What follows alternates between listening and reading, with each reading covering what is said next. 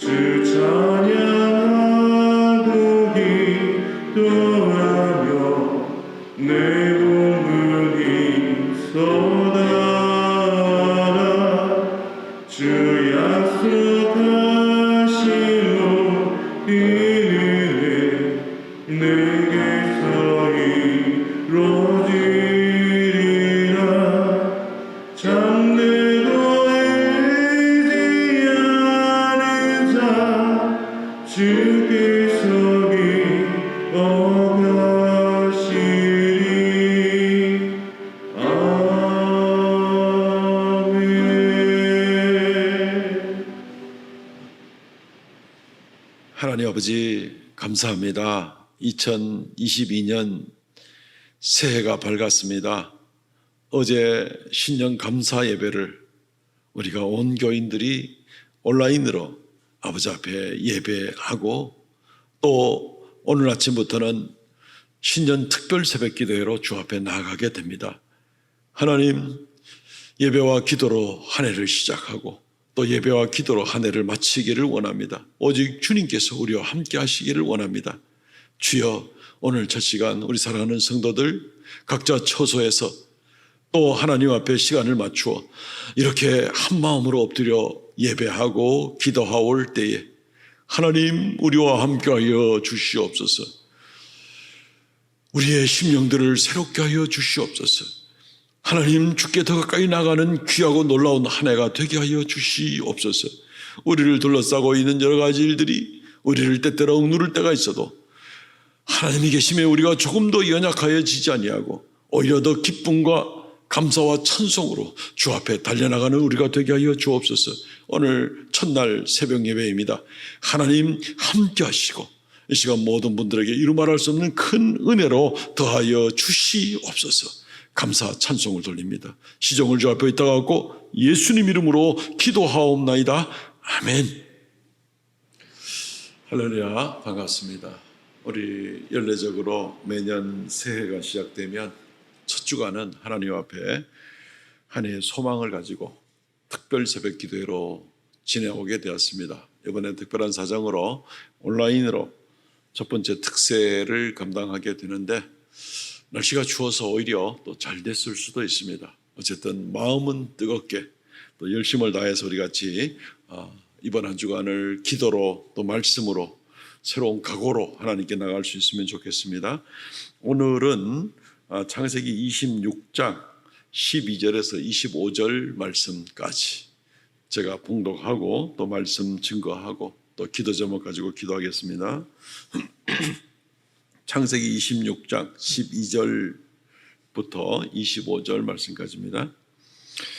이삭이 그 땅에서 농사하여 그 해에 100배나 얻었고 여호와께서 복을 주심으로 그 사람이 창대하고 왕성하여 마침내 거부가 되어 양과 소가 때를 이루고 종이 심이 많으므로 블레셋 사람이 그를 시기하여 그 아버지 아브라함 때에 그 아버지의 종들이 판 모든 우물을 막고 흙으로 메웠더라. 아비멜렉이 이삭에게 이르되 내가 우리보다 크게 강성한즉 우리를 떠나라. 이삭이 그곳을 떠나 그랄 골짜기에 장막을 치고 거기 거류하며 그 아버지 아브라함 때 팠던 우물들을 다시 팠으니 이는 아브라함이 죽은 후에 블레셋 사람이 그 우물들을 메웠음이라. 이삭이 그 우물들의 이름을 그의 아버지가 부르던 이름으로 불렀더라.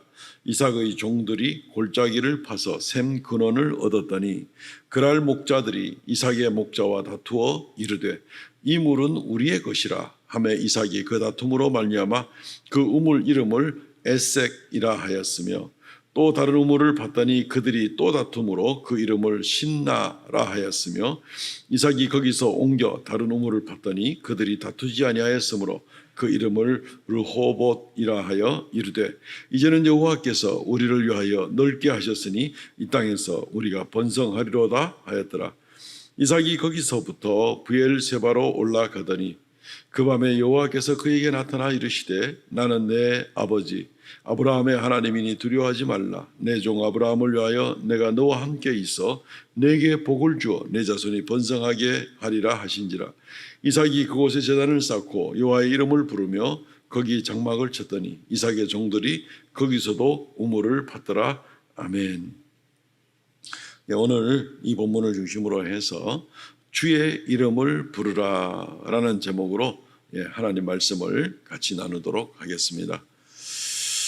아브라함과 이삭의 얘기는 우리 성도들에게 잘 알려진 이야기입니다. 그렇지만 우리가 늘 살펴볼 수 있는 것처럼 아브라함의 인생이라 그래서 처음부터 끝까지 핑크빛 길을 걸은 것만도 아니고 이삭의 인생 역시 마찬가지입니다. 여전히 황량하고 때때로는 기근이 들고 때때로는 남보다 더한 고난 가운데 있었지만 그때마다 믿음으로 잘 이겨내고 또 하나님 의지하고 그래서 결국 우리에게 믿음의 조상들이다.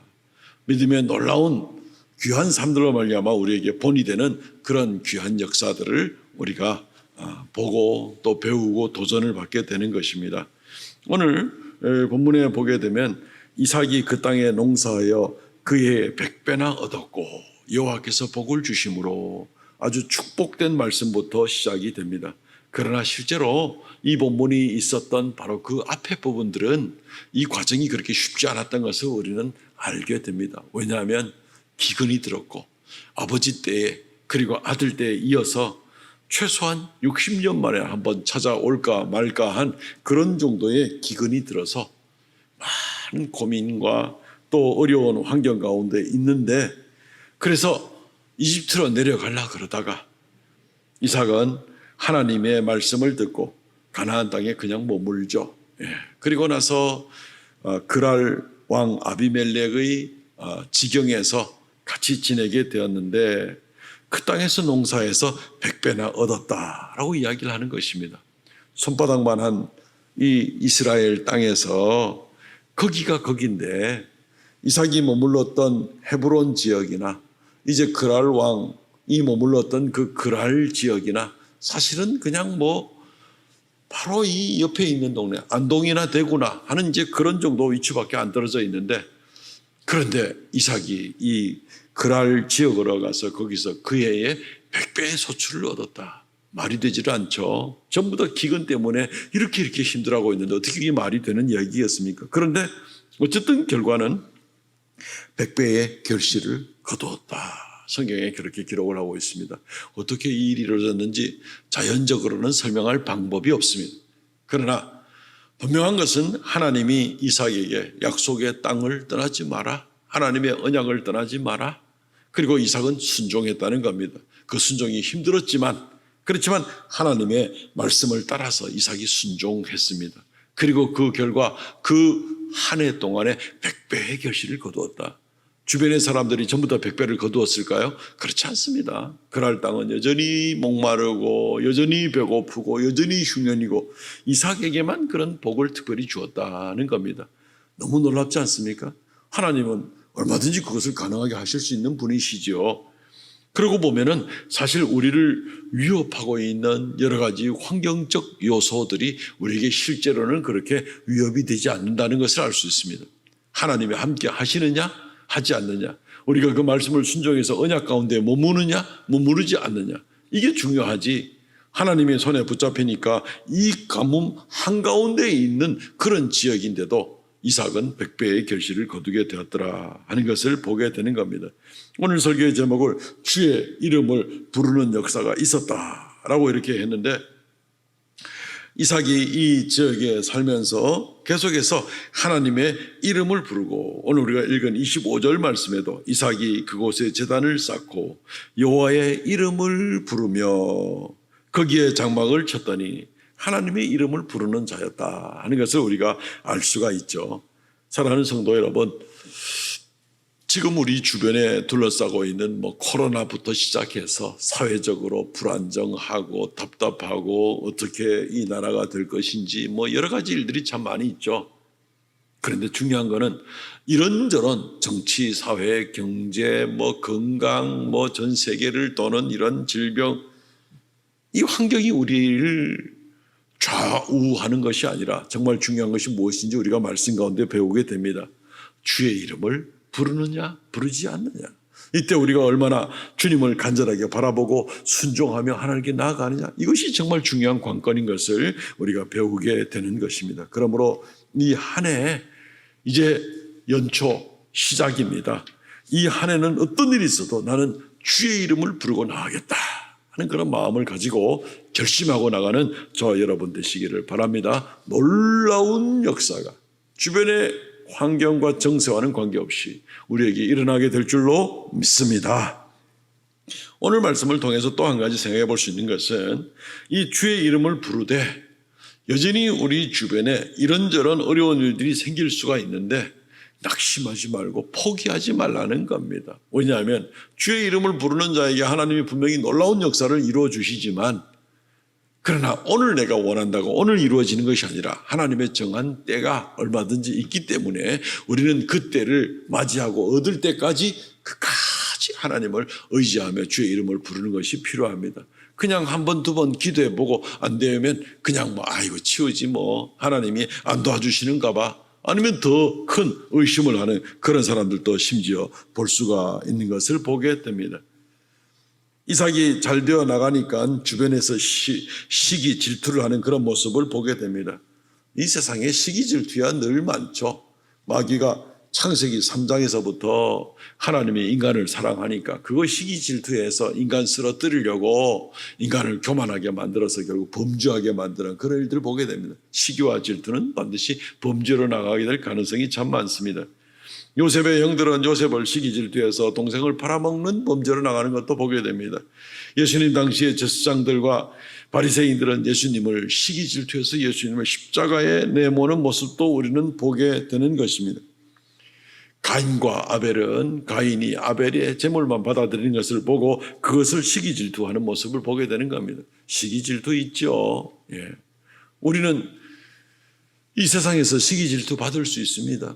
우리가 더러는 정말 주변에서 나의 성공과 잘 되는 것을 통해서 시기 질투할 수도 있겠지만, 내가 이렇게 별로 내놓을 것도 없는데 뭘 나를 시기 질투하나 하는 그런 생각도 하실 수 있겠죠. 그러나 끊임없이 처음부터 끝까지 우리를 부러워하고 시기 질투할 수밖에 없는 존재들이 있습니다.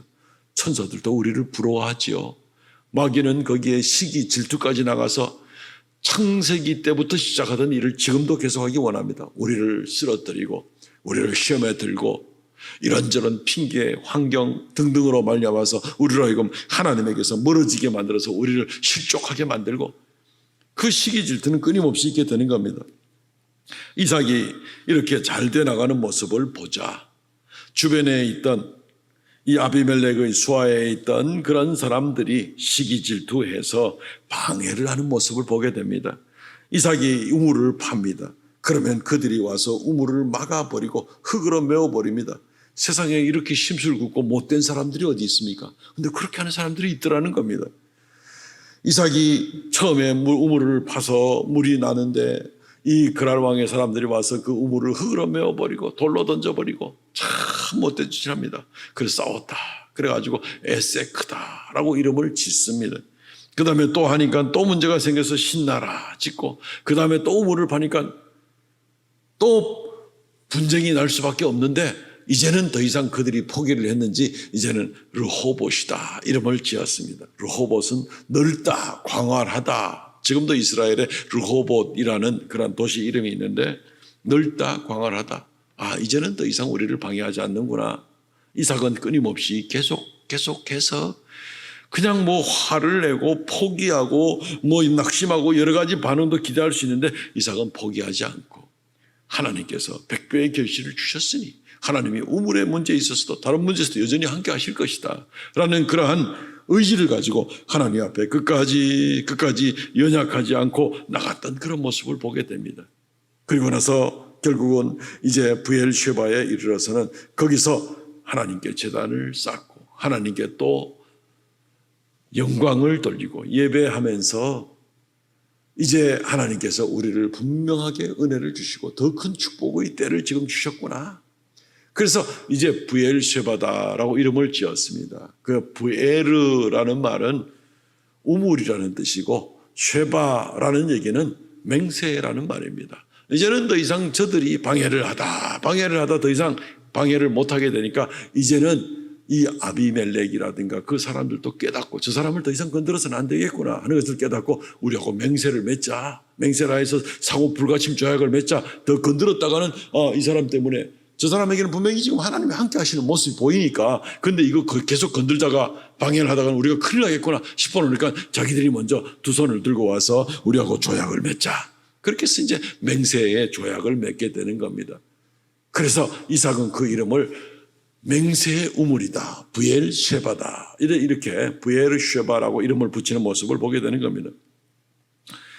어떻게 생각하면은 우물 팔 때 처음부터 하나님이 다 지켜주셨으면 더 좋았지 않았을까, 이런 생각을 할 수도 있겠습니다만은 결국 이 일로 인해서 끈기 있게 나가고, 그리고 그들이 스스로 두 손 두 발 다 들고 와가지고 항복하게 만들고, 이삭은 이 일로 말미암아 브에르쉐바라는 그런 아주 유석 있고 신앙적으로 전통이 있는 그런 지역의 이름을 간증을 통해서 끝까지 하나님 의지하고 나갔더니만 결국 이렇게 승리의 우물, 결국 브엘쉐바를 하나님이 주셨구나 하는 것을 간증하게 하는, 오히려 이전에 어려움 없었을 때보다 오히려 어려움이 있었을 때가 오히려 더 큰 결실을 거두고 이름을 든든히 세워나가는 그런 역사를 우리가 보게 되는 것입니다.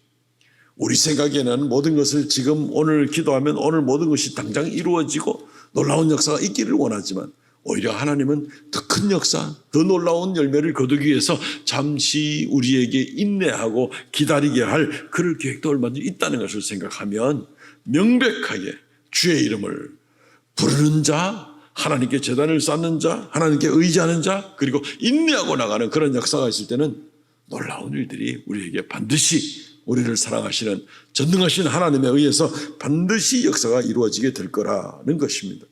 포기하지 마십시오. 하나님이 우리를 포기하지 않는데 우리가 왜 포기를 하겠습니까? 그럴 일은 없습니다. 재미있는 이야기를 하나 들려드리겠습니다.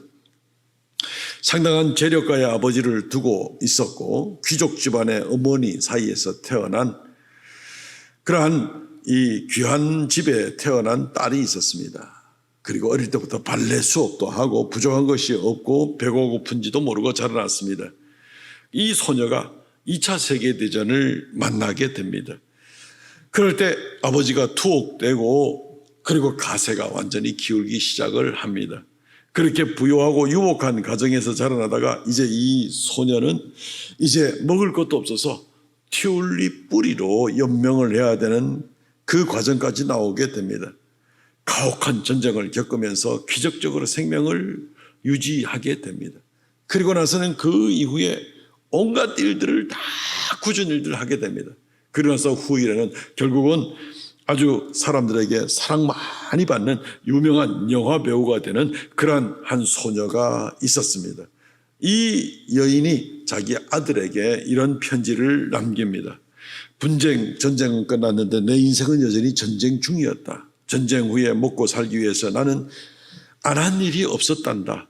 우연히 그러다가 영화 단역 배우 일을 하면서 배우라는 새로운 꿈을 가지게 됐단다.